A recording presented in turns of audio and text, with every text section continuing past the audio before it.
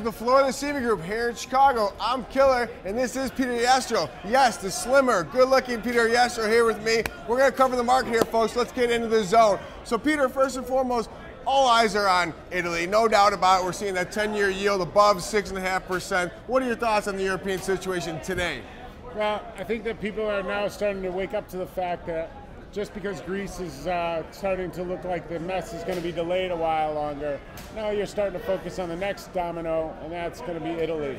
And the problems in Italy are actually much bigger than Greece, and will have a much more profound effect on the United States if any defaults actually come to fruition, or even a bad downgrade could cause some real problems. No, I think that's a great point, and I want to add on to that because my thought lately has been on France. Obviously in the PIG acronym, S is the last one we need to get into Spain. But before we jump into Spain, I think France is a situation where they are teetering on this AAA rating. If AAA rating means anything anymore, we know about that. But nonetheless, that French 10 years kind of sitting around 3%.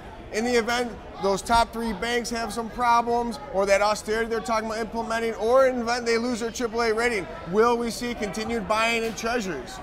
Yeah, if there's any problem with France, which is a major country and huge, then you're going to want to be in the United States. I think that you'd rather own U.S. treasuries than anybody else on the planet. One, our government's a little bit more transparent than everyone else, and two, we got the printing presses. So in the end, all you'd have to really worry about is a currency risk. And I'd rather own U.S. debt and have to worry about the currency risk than own foreign debt and have to worry about the liquidity risk or trying to get out of it if it's deemed less than AA.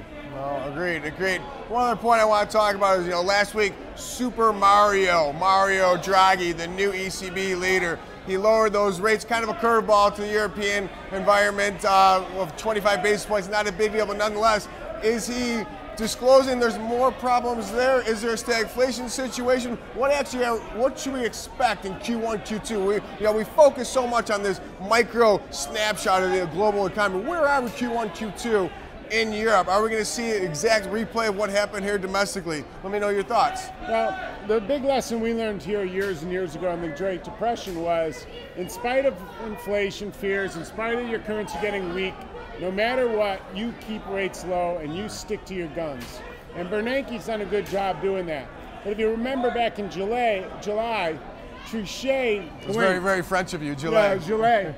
Trichet, July was Trichet and Julie was Truchot, I think. But in July, Trichet actually raised rates. He was afraid of price pressures.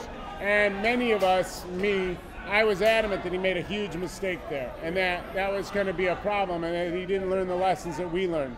Right. And I believe that Draghi is actually a little bit wiser, and a little bit less of an inflation freak, and a little bit more cognizant of the fact that the entire Eurozone's in trouble. And so I think he's sticking to the lesson we all learned, which is keep rates low in the face of a depression, and hopefully you can grow your way out of it. And now is not the time to worry about price pressure. No, I think you're right. And when we saw Trichet, he was a huge critic of Ben Bernanke. And then towards the end there, because he did have 2 rate hikes earlier in the year. Now towards the end, I think he was getting a little bit bigger stubble and kind of growing a beard and kind of looking like Ben Bernanke. And now obviously Super Mario's running with the ball. We'll see what happens. But a lot of moving parts, folks. Thanks for coming on. We're here at the CMZ. Actually ahead of everything we've talked about here at the CMZ Italy weeks ago. We've talked about all these moving parts. Continue to watch, and once again, you have to remember, be the hammer, not the nail.